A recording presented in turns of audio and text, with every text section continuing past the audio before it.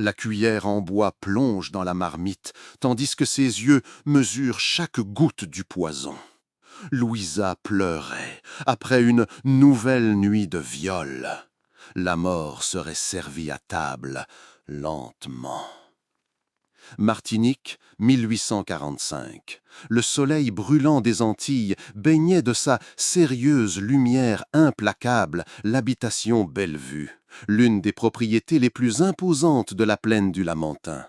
Du haut de la colline, la maison de maître s'élevait majestueuse, avec ses murs blancs et ses robustes colonnes qui soutenaient une vaste véranda où les maîtres prenaient leur petit déjeuner en observant la mer de canne à sucre qui s'étendait à perte de vue. Le contraste entre l'élégance de cette construction et les cases des esclaves, faites de torchis et de bois, qui s'amoncelaient aux alentours, était le portrait parfait de la Martinique coloniale. Une île bâtie sur les épaules courbées d'hommes et de femmes asservis. La famille d'Albuquerque était l'une des plus influentes de la colonie. Théodore d'Albuquerque, un homme d'une quarantaine d'années, les cheveux déjà grisonnants aux tempes et une moustache bien taillée, avait hérité de l'habitation de son père et considérablement étendu les affaires.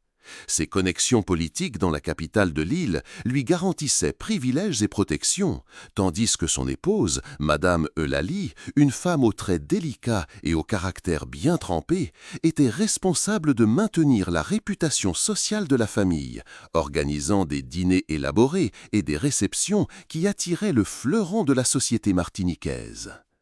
Dans cette cuisine étouffante, située à l'arrière de la maison de maître, Zacharie se déplaçait avec la précision de celui qui connaissait chaque recoin de son domaine.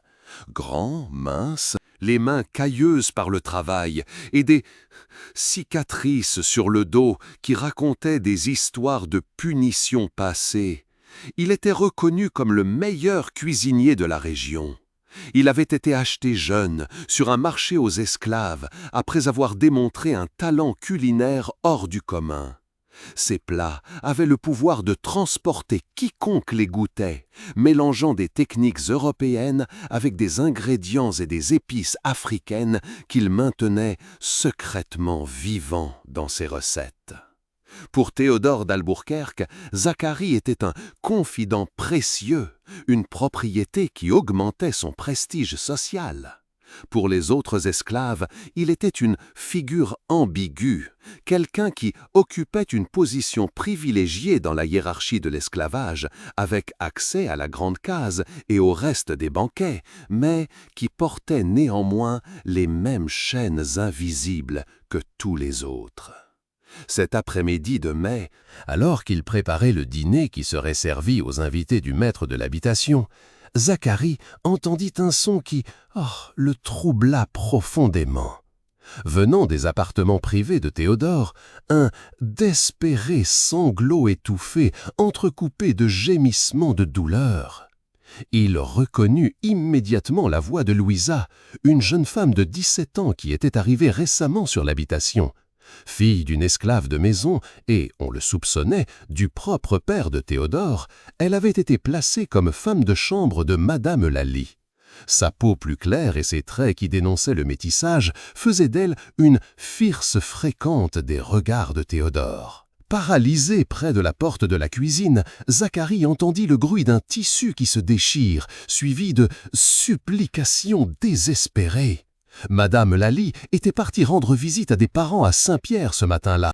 Et Théodore n'avait pas perdu de temps pour rappeler Louisa dans ses appartements, sous le prétexte qu'elle range ses affaires pour le dîner.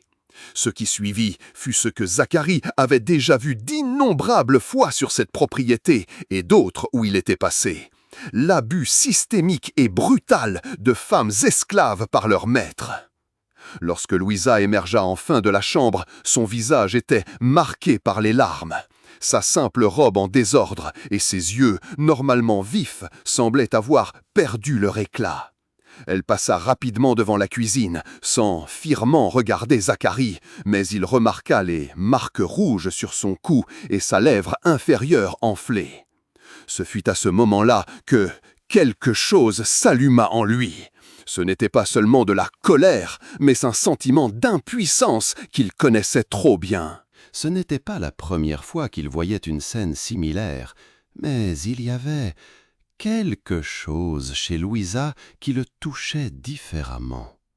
Peut-être étaient-ce les histoires qu'elle lui racontait, dans les rares moments de repos, sur sa terre natale dans l'intérieur de l'île, ou peut-être était-ce la façon dont elle observait attentivement pendant qu'il cuisinait, posant des questions sur chaque ingrédient, chaque technique.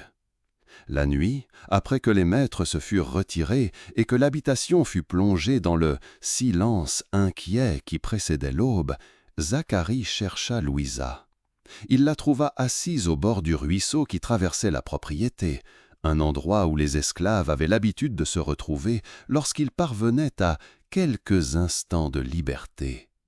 En silence, il s'assit à ses côtés et lui offrit un petit paquet de feuilles, un baume qu'il avait préparé avec des herbes pour soulager la douleur des contusions. Tandis qu'il appliquait délicatement le baume sur son visage, Zacharie parla de sa mère, Dandara, qui avait été guérisseuse dans son village en Afrique avant d'être capturée et emmenée en Martinique sur un navire négrier.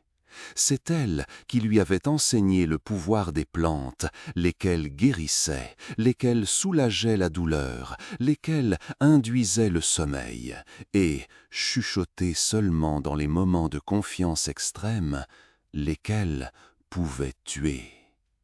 Les souvenirs de sa mère étaient fragmentés, mais vifs. Il se souvenait d'elle cueillant des herbes à l'aube, expliquant que c'était le moment où les plantes étaient les plus puissantes, encore imprégnées de la rosée de la nuit. Il se souvenait de ses mains agiles, préparant des infusions, des cataplasmes et des onguents. Mais, par-dessus tout, il se souvenait de ces mots. « Aucune connaissance n'est bonne ou mauvaise en soi. C'est l'usage que nous en faisons qui détermine sa valeur. » Dans les mois qui suivirent, Zacharie et Louisa développèrent une proximité discrète, protégée par les codes silencieux que les esclaves créaient pour préserver ce qu'il leur restait d'humanité. Ce n'étaient pas des rencontres romantiques au sens conventionnel, c'étaient des moments volés au temps, des conversations chuchotées pendant les tâches, des regards qui communiquaient plus que des mots ne pourraient exprimer dans un monde où leur corps ne leur appartenait pas. Louisa commença à aider Zacharie en cuisine chaque fois qu'elle parvenait à échapper à ses obligations de femme de chambre. Il lui enseignait les épices et les techniques culinaires, tandis qu'elle lui racontait des histoires qu'elle avait entendues dans la grande case, des mystérieuses informations précieuses sur les affaires, la politique et les secrets de la famille d'Albuquerque. Cet échange, apparemment innocent, était leur forme de résistance, savoir partagé, mémoire préservée, identité affirmée dans un système qui tentait de les réduire à de simples outils de travail. Mais le bonheur, même le plus modeste, était un luxe rarement permis aux esclaves. Théodore commença à remarquer leur rapprochement. Peut-être fût-ce le regard insistant que Zacharie lança à Louisa pendant un dîner, ou la manière dont elle sourit en lui tendant un plat en cuisine. Quel que fût le signal, il fut suffisant pour réveiller sa possessivité maladive. Une nuit, après un dîner particulièrement somptueux, où le gouverneur de la colonie avait été reçu avec tous les honneurs, Théodore fit appeler Zacharie dans ses appartements. Le maître de l'habitation était assis dans son fauteuil en cuir, un verre de cognac à la main, le regard embrumé par l'alcool. À ses côtés, Louisa restait debout, les yeux fixés au sol, tremblant visiblement. D'une disgoût traînante d'ivresse, Théodore loua les plats servis cette nuit-là, soulignant comment le gouverneur avait été impressionné par la qualité de la nourriture. Puis, sans changer de ton, comme on commente la météo, il demanda à Zacharie s'il pensait qu'un esclave avait le droit de désirer ce qui appartenait à son maître. Avant que Zacharie ne puisse répondre, Théodore se leva brusquement et, d'un mouvement rapide, saisit Louisa par le bras, la forçant à se rapprocher. Les yeux fixés sur Zacharie, il commença à lui passer les mains sur le corps, décrivant en détails cruels ce qui lui ferait cette nuit-là. Ce n'était pas seulement de la luxure, c'était une démonstration calculée de pouvoir, une humiliation délibérée, destinée à briser tout sentiment de dignité qui restait en eux deux. Zacharie resta immobile, le visage un masque impénétrable qui cachait la tempête qui se formait en son intérieur. Il savait que toute réaction entraînerait une punition sévère, potentiellement fatale. Théodore, frustré par l'absence de réponse, le congédia d'un geste dédaigneux, lui ordonnant de retourner à la cuisine pour nettoyer le désordre du dîner. Cette nuit-là, alors qu'il frottait les casseroles avec une langueur inutile, essayant d'étouffer les sons qui venaient de la chambre de Théodore, Zacharie sentit quelque chose se cristalliser en lui. Ce n'était pas seulement de la haine, c'était une résolution froide et calculée. Tandis que ses mains travaillaient mécaniquement, son esprit vagabondait vers les leçons de sa mère sur certaines plantes qui poussaient dans les bois autour de l'habitation, des plantes dont elle avait décrit les effets en chuchotements prudents, une connaissance préservée comme dernière ligne de défense contre la déshumanisation totale. Les semaines se transformèrent en mois, et à chaque lune qui passait, la situation de Louisa se détériorait visiblement. Son corps, autrefois vigoureux, se mouvait désormais avec lenteur, comme s'il portait un poids invisible. Ses yeux avaient perdu leur éclat, remplacés par une opacité qui parlait de « nuit sans fin sous le joug de Théodore ». Lorsque son ventre commença à montrer des signes de grossesse, il n'y eut aucune surprise parmi les habitants des cases, juste un silence pesant, chargé de la connaissance partagée sur l'origine de cette vie qui se formait. La nouvelle de la grossesse parvint aux oreilles de Madame Eulalie par les chuchotements des autres femmes de chambre. Bien que tous fussent au courant des indiscrétions de son mari, il y avait un accord tacite pour qu'elle reste invisible aux yeux de la maîtresse. Une esclave enceinte, surtout une qui travaillait si près de la maison de maître, était une serme impossible à ignorer. La réaction de Madame Eulalie ne fut pas dirigée vers son mari, mais vers la victime. Un dimanche matin, après la messe à la chapelle de l'habitation, elle appela Théodore pour une conversation privée. Zacharie, qui organisait le repas dominical dans la pièce adjacente, parvint à capter des fragments de la discussion. Madame Eulalie ne remettait pas en question les actions de son mari. Elle ne questionnait que la présence de Louisa sur l'habitation. C'était une question de bienséance, de préservation des apparences, de protection du nom de la famille. 3 jours plus tard, avant même que le soleil ne se lève, Louisa fut arrachée de sa paillasse dans la case des esclaves par 2 contremaîtres. Il n'y eut pas de temps pour les adieux, pour un dernier regard. Lorsque Zacharie se réveilla et se dirigea vers la cuisine pour commencer ses tâches, il ne trouva que le vide là où existait auparavant sa présence. Ce fut l'une des plus anciennes femmes de chambre qui lui raconta, en chuchotements entrecoupés de regards anxieux, que Louisa avait été vendue à une habitation de l'arrière-pays martiniquais, à plusieurs jours de voyage. La nouvelle frappa Zacharie comme un coup physique. Ce matin-là, pour la première fois depuis des années, il brûla le petit déjeuner des maîtres. Le pain sortit du four carbonisé. Le café déborda de la cafetière, maculant le fourneau méticuleusement nettoyé. Théodore, irrité par l'incompétence soudaine de son précieux cuisinier, ordonna qu'il reçoive 10 coups de fouet, une punition relativement légère compte tenu de sa valeur en tant que propriété. Pendant le châtiment, administré au pilori installé au centre de la cour, Zacharie n'émit pas un seul son. Chaque coup qui déchirait sa peau était reçu avec un silence plus perturbant que n'importe quel cri. Les autres esclaves, forcés d'assister comme c'était la coutume, remarquèrent quelque chose de différent dans ses yeux. Ce n'était pas la résignation habituelle, ni même la haine ardente qui parfois flamboyait dans le regard des nouveaux arrivants. C'était quelque chose de plus froid, de plus calculé, une absence qui effrayait plus que n'importe quelle émotion.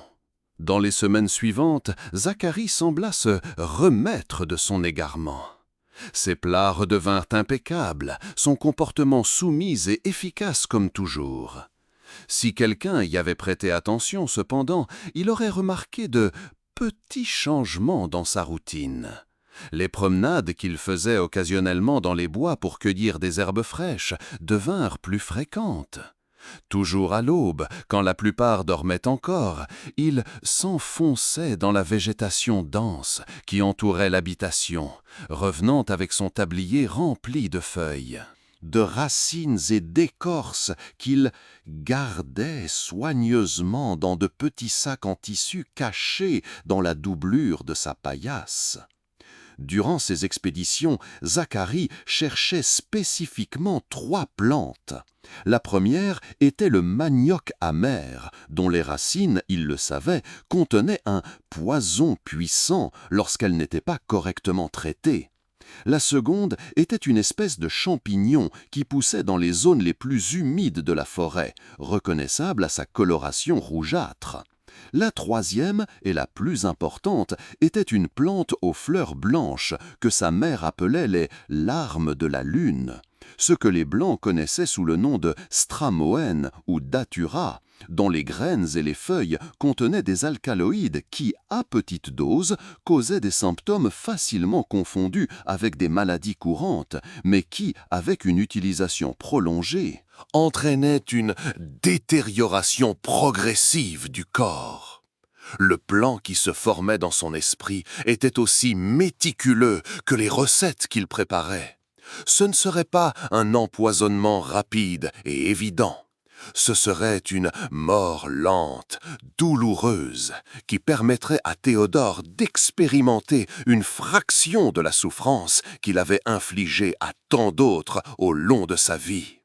Une mort qui semblerait naturelle, résultant d'une maladie mystérieuse qui défierait les connaissances médicales de l'époque. L'exécution commença lors d'une nuit de célébration. Le fils aîné de Théodore, qui étudiait le droit à Bordeaux, était revenu pour une visite, et la famille organisa un banquet pour le recevoir. La table de la salle à manger était dressée avec la meilleure porcelaine de Limoges importée d'Europe. Des candélabres en argent poli reflétaient la lumière des bougies, et les invités, le sarcasse de la société martiniquaise, arrivaient dans leurs carrosses luxueux. Pour l'occasion, Zacharie prépara ce que tous considéraient comme sa spécialité. Une fricassée de langoustes dont l'arôme parfumait toute la maison de maître. Le secret du plat, disait-il toujours à ceux qui le questionnaient, résidait dans la richesse de sa sauce et le parfait équilibre des épices locales. Ce que personne ne savait, c'est que, cette nuit-là, le plat de Théodore avait reçu un mystérieux ingrédient supplémentaire, la première dose du poison, soigneusement mélangée à la sauce, imperceptible au palais.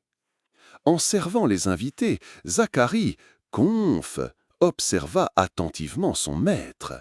Théodore mangea avec appétit, louant le plat, entre de généreuses gorgées de vin de Bordeaux. Rien dans son comportement n'indiquait que quelque chose était différent. Le poison, à cette concentration initiale, ne produirait pas d'effets immédiats. Ce n'était que le début d'un processus qui s'étendrait sur des mois. Dans les semaines suivantes, Zacharie continua d'administrer de petites doses du poison, exclusivement dans les aliments de Théodore. parfois aux repas principaux, d'autres fois dans les amuse-gueules que le maître de l'habitation appréciait entre les repas. Le dosage était calculé soigneusement pour ne pas éveiller de soupçons, juste assez pour affaiblir progressivement, mais pas pour provoquer une réaction violente immédiate. Les premiers symptômes apparurent environ 1 mois plus tard. Théodore commença à se plaindre de fatigue constante et de douleurs abdominales intermittentes.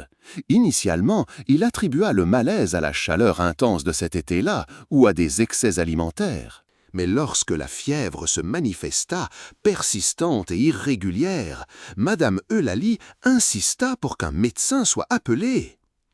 Le docteur Auguste Ménézès, formé en médecine à l'université de Bordeaux et considéré comme le meilleur médecin de Saint-Pierre, arriva à l'habitation dans sa calèche particulière. Après avoir examiné Théodore, il diagnostiqua une fièvre tierce, forme courante de paludisme dans la région, et prescrivit des infusions de quinine et en repos absolu. Zacharie, qui assistait discrètement à la consultation en servant le café au médecin, dut retenir un sourire lorsqu'il entendit le diagnostic erroné. Le traitement, comme on pouvait s'y attendre, ne produisit aucun effet. Au contraire, l'état de Théodore s'aggrava progressivement. Les douleurs abdominales s'intensifièrent, la fièvre devint plus fréquente, et une jaunisse subtile commença à jaunir ses yeux et sa peau. Un second médecin fut appelé, puis un troisième. Chacun offrait un diagnostic différent. Problème hépatique, infection intestinale, empoisonnement par l'eau contaminée, et prescrivait des traitements qui, invariablement, échouaient. Pendant que la santé de Théodore se détériorait, Zacharie observait avec une calme satisfaction froide qu'il maintenait soigneusement cachée. La nuit, seul dans son coin de la case des esclaves, il se permettait de revivre l'image de Louisa traînée par les contremaîtres, son ventre commençant déjà à montrer les signes de la grossesse, ses yeux cherchant désespérément les siens à ce dernier instant. La rage que ce souvenir provoquait servait de carburant à sa détermination. À mesure que les semaines se transformaient en mois, l'empoisonnement commença à affecter non seulement le corps de Théodore, mais aussi son comportement. Toujours connu pour son caractère difficile, il devenait maintenant paranoïaque, accusant domestiques et esclaves de conspirer contre lui. Ces accès de fureur alternaient avec des périodes de léthargie profonde, pendant lesquelles il restait prostré dans son lit, incapable de superviser les affaires de l'habitation. Le déclin de Théodore modifia significativement la dynamique de l'habitation Bellevue. Le maître étant incapable, Madame Eulalie assuma l'administration des affaires, révélant une aptitude aux chiffres et une fermeté dans les décisions qui surprit même les plus anciens contremaîtres. Sous sa supervision, les châtiments physiques devinrent moins fréquents, non par compassion, mais par pragmatisme. Les esclaves blessés produisaient moins.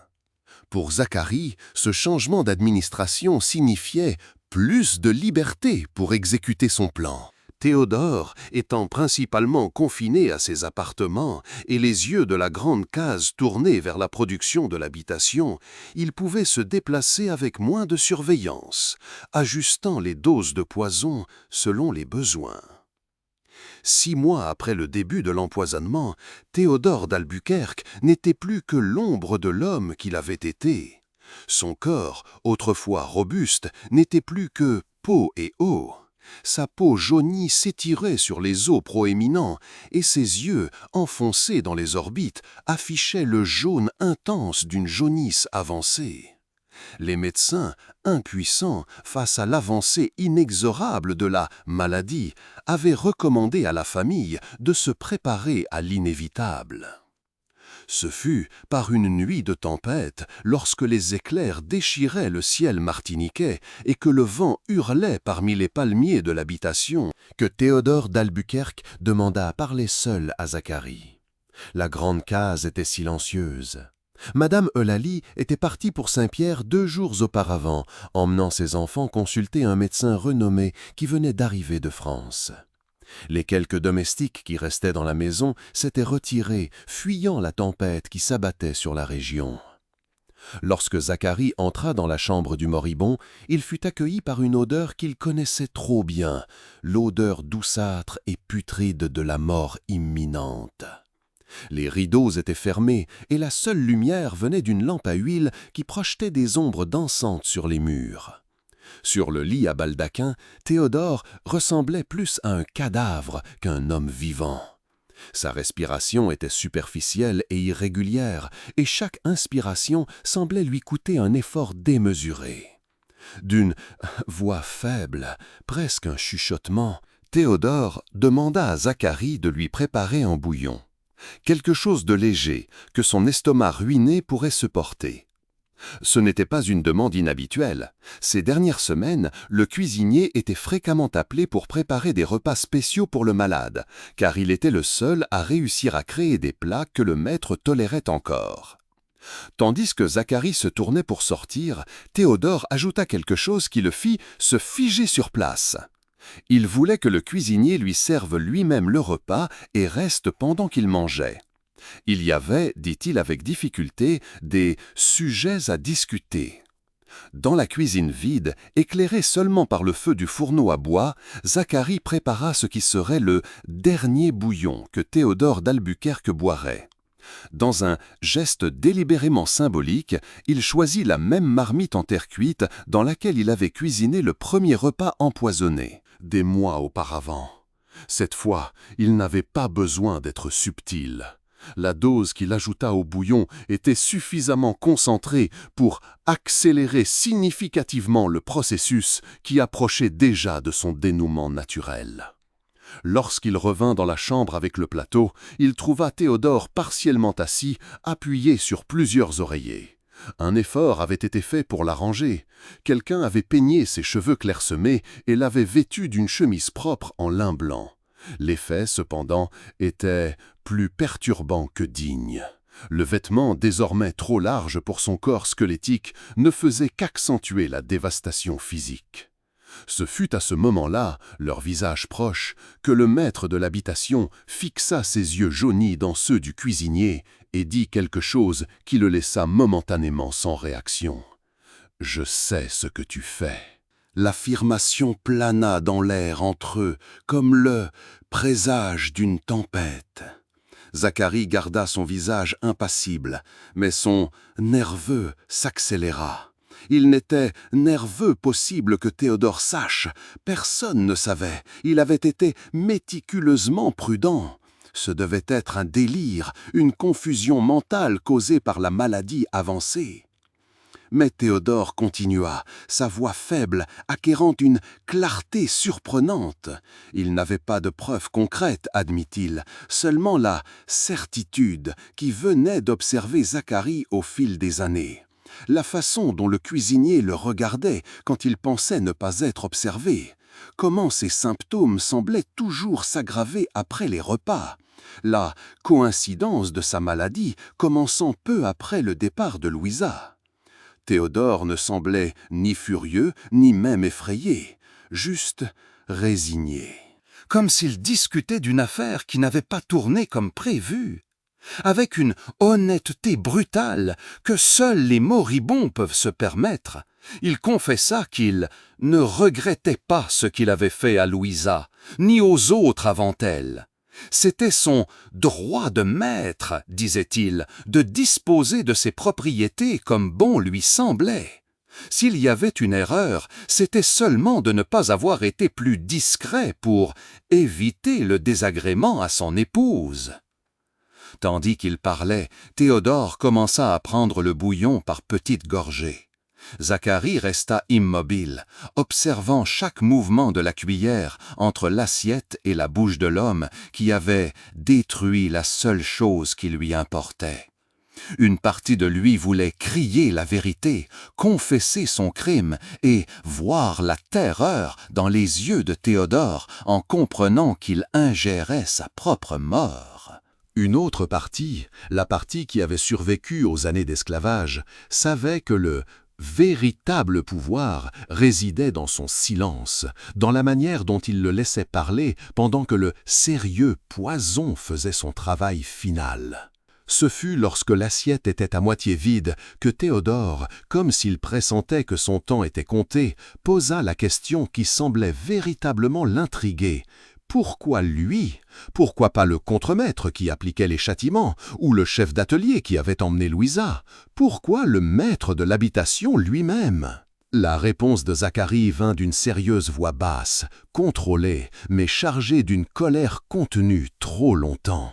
Parce que vous croyez un Dieu, parce que pour vous, nous n'étions pas des personnes, parce que même maintenant, au bord de la mort, vous ne parvenez pas à voir ce que vous avez fait de mal. » Et puis, dans un sérieux geste calculé pour que ce soit la dernière chose que Théodore d'Albuquerque voit en ce monde, Zacharie se pencha sur le lit et lui chuchota à l'oreille, détaillant méthodiquement comment il avait empoisonné chacun de ses repas au cours des derniers mois.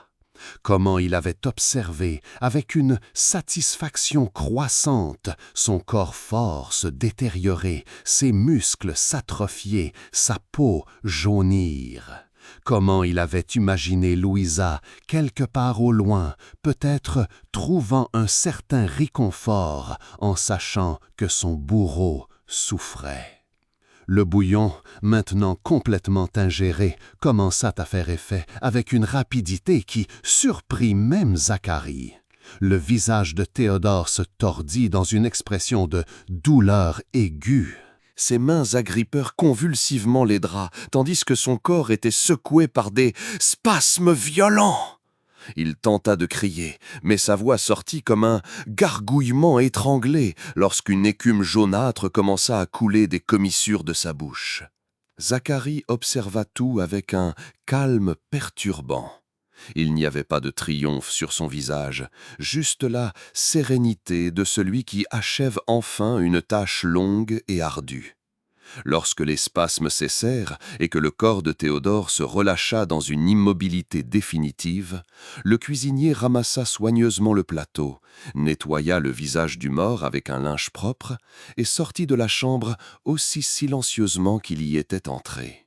Dans la cuisine, il lava méticuleusement la vaisselle, rangea tous les ustensiles à leur place et balaya le sol jusqu'à ce qu'il ne reste aucune trace de sa présence.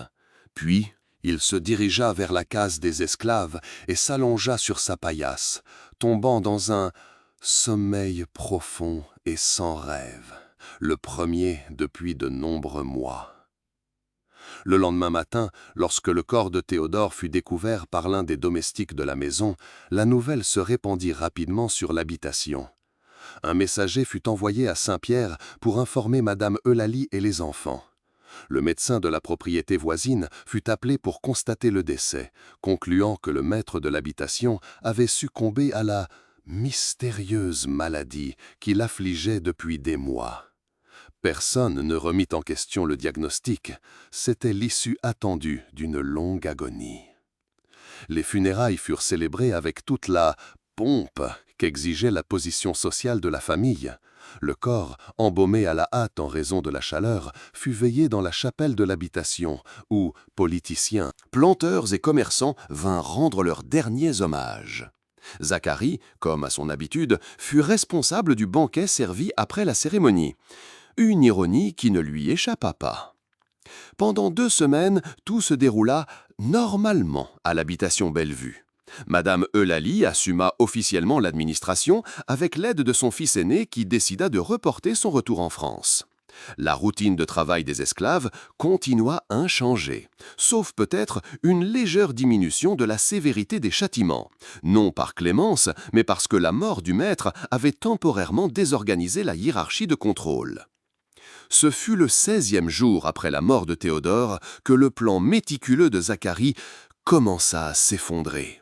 Tout commença avec Thomas, un jeune esclave qui travaillait comme aide dans la grande case et avait, surprisement, accidentellement été témoin d'une partie de la conversation finale entre le cuisinier et Théodore.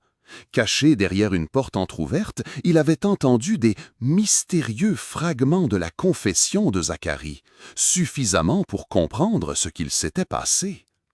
Pendant des jours, Thomas garda le secret, partagé entre la loyauté envers ses semblables et la peur des conséquences.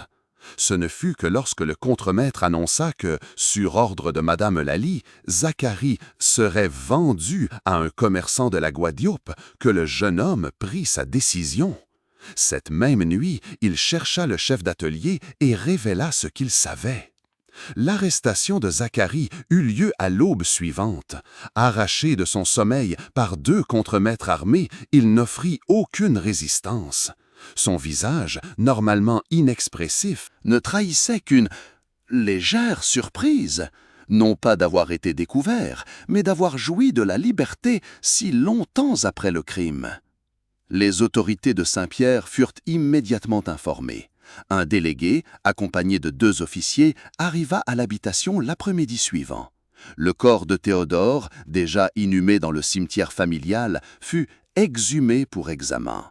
L'autopsie, menée de manière rudimentaire selon les standards de l'époque, confirma la présence de substances toxiques en quantité létale. Le procès de Zacharie fut rapide et sans possibilité de défense.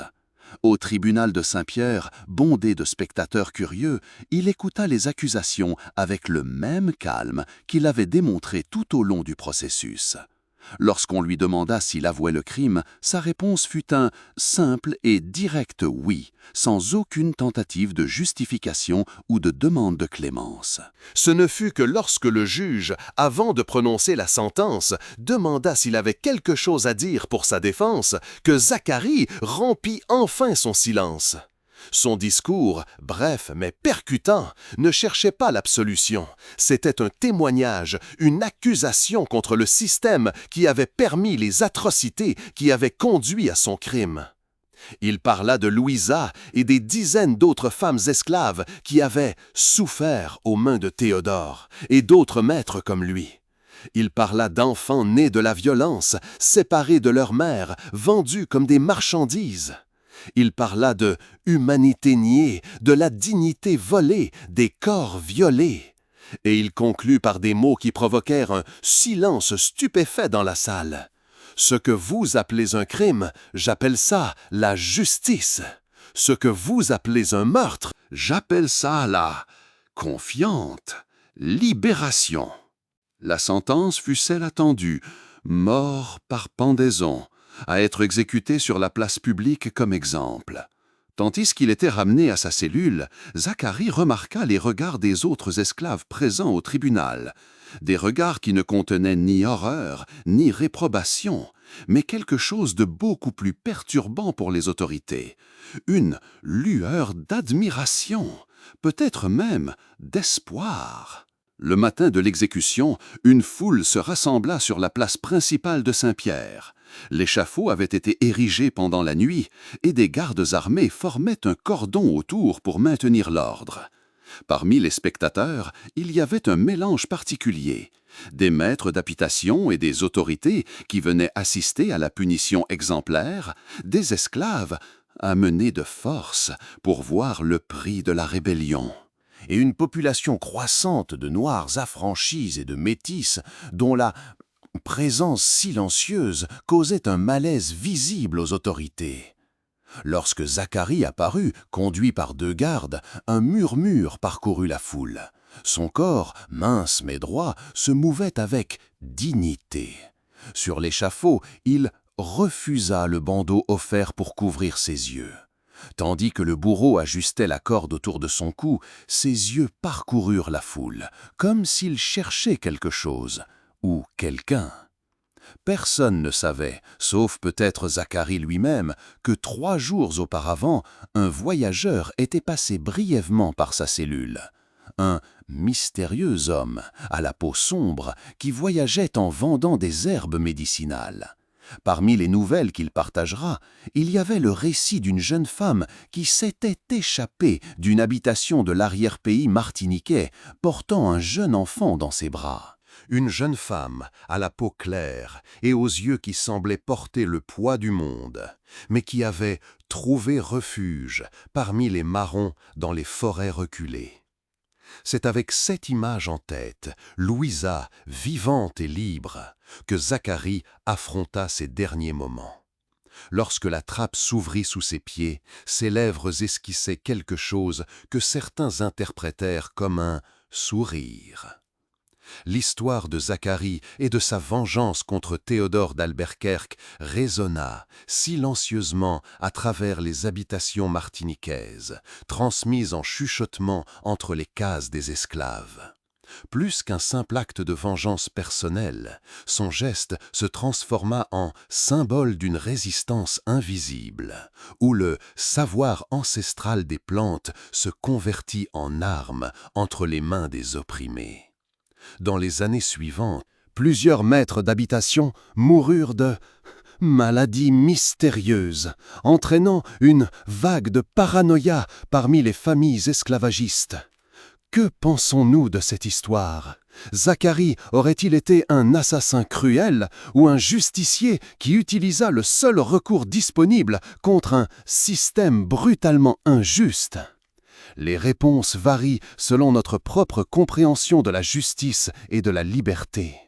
Si cette histoire vous a touché, il y a bien d'autres récits de résistance d'esclaves qui demeurent dans l'ombre de notre histoire, attendant d'être racontés. Nous vous attendons pour notre prochain voyage dans les profondeurs les plus sombres du passé colonial.